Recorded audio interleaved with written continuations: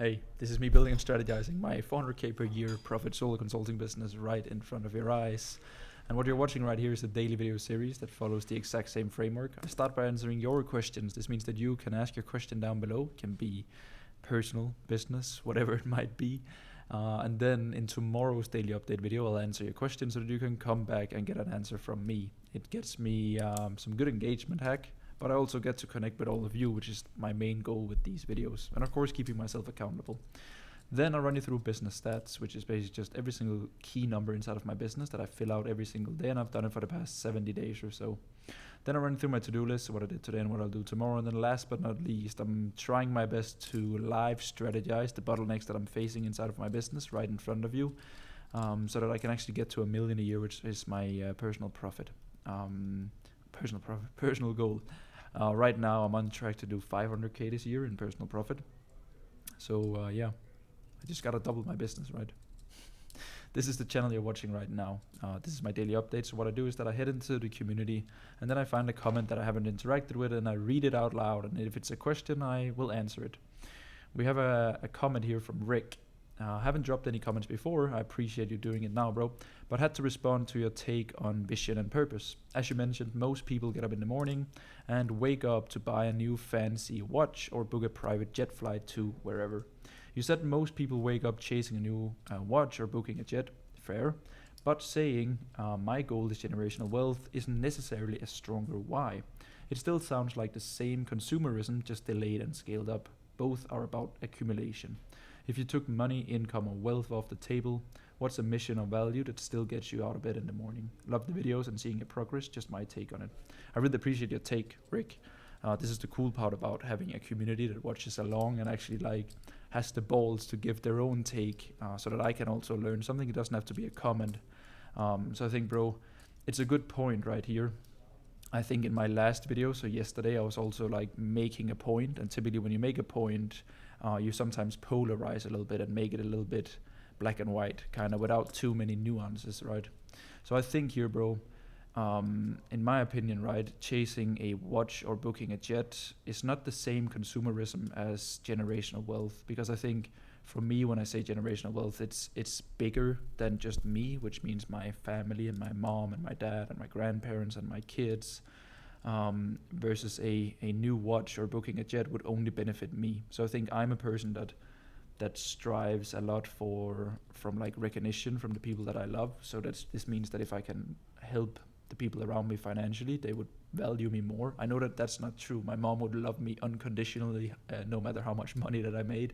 But I recognize this within myself, that it drives me a lot to make sure that I'm always making them extremely proud of me. So I think, bro, there is something to it, right? More wealth shouldn't just be the thing that gets you out of bed. But I think for me, it's about other people depending on me versus materialistic things such as a watch. It's just very selfish, in my opinion, right? Whatever floats your boat, whatever gets you out of bed is the thing that you should emphasize on. I think both of them, bro, it's a good point, comes down to, again, as you said, why, right? Why do you want to buy a new watch? Well, I want to buy a new watch so that I can put it on my social media. Why do you want other people to see that you have a watch? It's because I want others to know that I'm successful. Why do you want people to know you're successful? Well, it's because when I was in school, I was bullied and people said that I wasn't good enough. So I want to prove to people that I'm good enough. And then that's the why. And then it's just flagged or justified as a watch, right? Whereas mine is I want to provide for my family. Why do you want to? Because I want my family to be proud of me. Why do you want your family to be proud of you? Well, because I feel then it gets heavily personal, right? And gets into that. So I think what's a mission or value that still gets you out of bed in the morning? I think it probably has something to do with leaving the world in a better place than when I entered the world, kind of. So that's why, for example, I only work with coaches and agencies and people that has an extremely positive impact with the things that they're good at. For example, I don't work with anyone in relation to gambling, day trading, affiliate, OnlyFans, whatever it might be. I've had a handful or 10 requests or so at this point that could have made me a lot of money.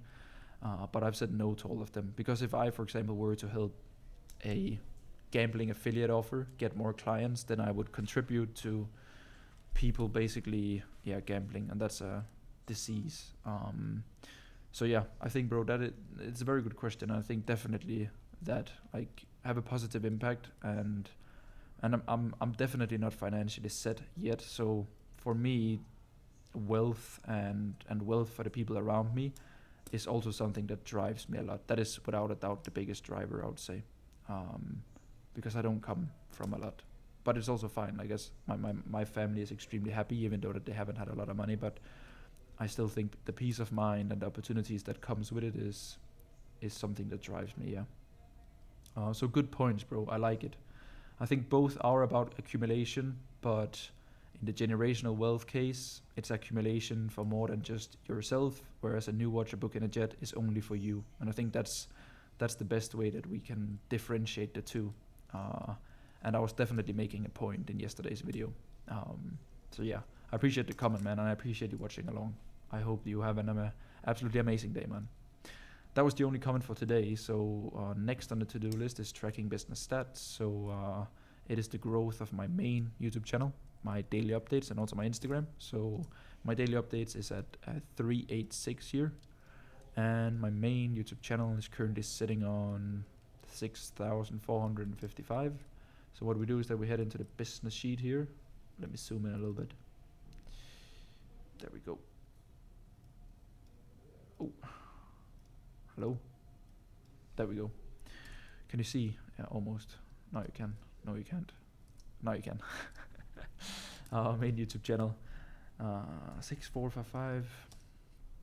My Instagram is at 2987. My daily updates was at 386. There we go. Yesterday I made 2,545, and it was an agency payment. So I have to divide it by 3, which is 848.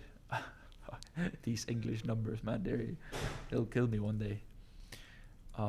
Very nice. And then I spent money on Airtable yesterday. That's the only thing I remember. I can't remember how much. 48 US bucks. Nice. So a few days left of July, today and tomorrow. So we'll see where we end up the month at. All good. Was I in full screen the entire time? No, I wasn't, right? Maybe. It's because I'm playing with my pen and then it hits the keyboard. I need to put it over here. So today was Wednesday, and if you followed this channel for a while, you know that my the days that I have calls with people, so all of my clients, are Monday, Wednesday, Fridays. So today I had client calls all day. I've had client calls for the past 4 hours straight here. So I'm a little bit cooked, and then I have one more in 5 minutes, and then I'll hit the gym, and then I will have another client call, and then I'll hit the sauna. So it's a pretty good day. In the morning I just wrote on my program and also wrote a few IG posts. I write a lot. You know that by now. So that's nice. Today's been a good day. For strategy, I unfortunately only have 5 minutes here. Time is running a little bit away from me today, if you can say that. I